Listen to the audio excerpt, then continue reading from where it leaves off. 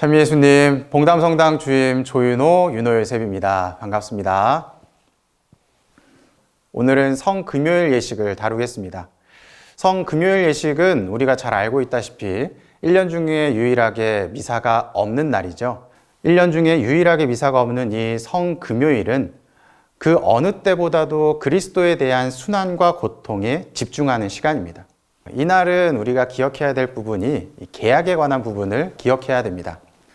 구약시대의 이스라엘 백성은 하느님과의 계약을 어김으로써 죄를 짓게 되었고 자신의 죄를 대신하여 하느님과의 관계를 회복시켜줄 양이나 염소 등 속죄의 제물이 필요하였습니다. 그러나 인간을 너무나 사랑한 하느님께서는 불완전한 희생 제사를 받으시면서 우리의 죄를 용서해 주셨고 마침내 불완전한 계약을 완성하기 위하여 당신의 아들이신 예수님을 제물로 삼게 됩니다. 그래서 우리는 예수 그리스도를 하느님의 어린 양이라고 부르는 것입니다. 이처럼 예수님은 자신을 봉헌하시면서 하느님과 인간이 맺은 구약을 완성하시고 새로운 계약을 맺어주십니다. 이 계약은 우리가 잘 알고 있는 성찬례를 통해서 드러납니다. 예수 그리스도의 몸과 피를 받아 모시는 것을 통해 우리는 구원을 약속받는 것입니다. 그래서 그리스도가 맺어주신 이 신약, 그리고 우리가 행하고 있는 이 미사가 구원에 이르는 가장 빠른 방법이다라고 말씀드릴 수 있는 것이죠.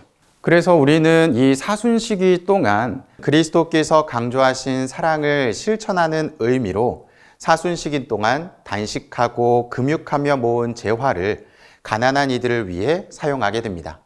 오늘 성금요일 주님 순환예식을 보면 제대 위에는 아무것도 없습니다.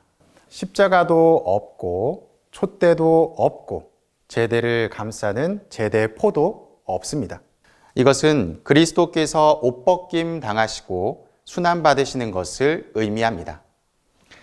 이어서 사제는 예식에 앞서 제대 앞에서 얼굴을 바닥에 대며 최상의 겸손된 표현을 드러냅니다. 이후 제대에 오른 사제는 순환기를 노래하거나 낭독합니다. 이때 주님께서 여러분과 함께 이 인사와 책의 십자 표시는 생략되게 됩니다. 앞선 이유와 마찬가지로 예수님께서 우리와 함께 계시지 않다는 의미를 담고 있습니다. 주님 순환 예식 말씀의 전례 안에서 보편 제한 기도에 변경되는 부분이 있는데요. 전통적으로 이 보편 제한 기도는 부제가 알리는 것으로 이루어졌습니다. 그러나 각 본당에는 부제님이 계시지 않기 때문에 주례 사제가 알리게 되었었죠. 하지만 변경된 내용에서는 부제가 없을 경우 사제가 아니라 평신도 분들이 보편 제한 기도 지향을 알리게 됩니다. 그리고 오늘 순환 예식의 가장 중요한 십자가 경배가 이어집니다. 이 십자가 경배는 십자가가 지니고 있는 의미를 생각하게 합니다.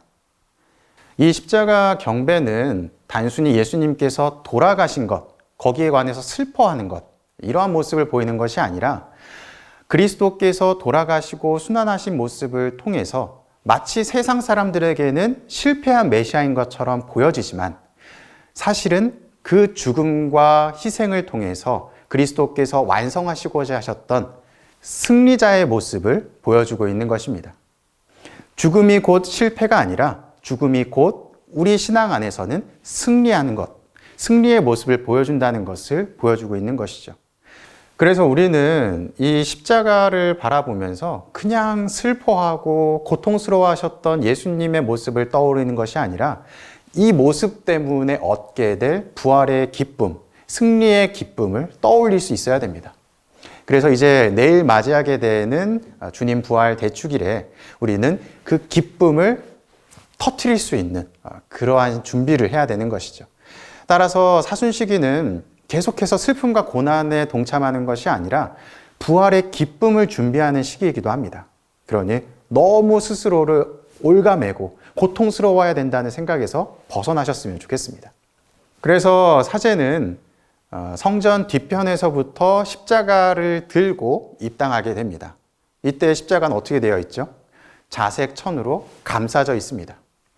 이 감싸져 있는 십자가를 머리부터 드러내고 또 오른쪽 또 왼쪽으로 천을 벗기면서 그리스도께서 우리의 구원자라는 사실을 크게 소리내어 노래하게 됩니다. 노래 한번 들어보실까요?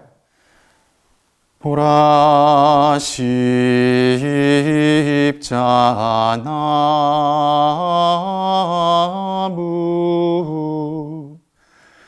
여기 세상 구원이 달렸네.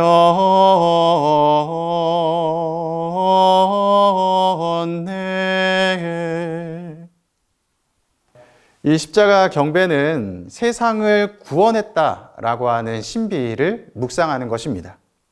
예수님의 십자가 죽음이 역사 안에서 이루어진 하나의 사건으로 끝나는 것이 아니라 표징을 통해서 영원히 우리에게 이어지고 있다는 것을 의미합니다.